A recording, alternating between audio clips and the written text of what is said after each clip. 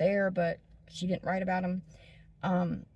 The psychological risk factors was her mom ran off when she was too small to remember, and her best friend killed herself when she was a teenager, and she felt guilt and some shame for not being there for her.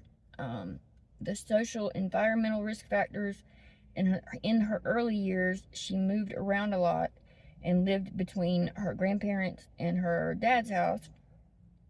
Her dad remarried, and she had to go to several different schools before settling in. I couldn't read anything about spiritual risk factors. The biological consequences was she had blackouts, several blackouts, and she had the shakes, and insomnia got worse. Psychological consequences, she had anxiety from trying to hide her problem from her friends and coworkers and family. The social consequences, she isolated herself unless she was in a relationship, but even then she chose to be with people that also drank.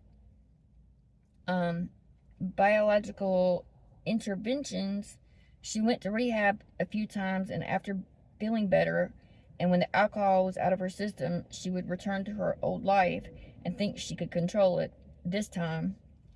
And she called it selective amnesia. Psychological interventions, each stint with rehab gave her new ideas on how to stay sober. She was told not to go back to her old apartment. She got a new sponsor, started going to AA. She had a therapist but barely went.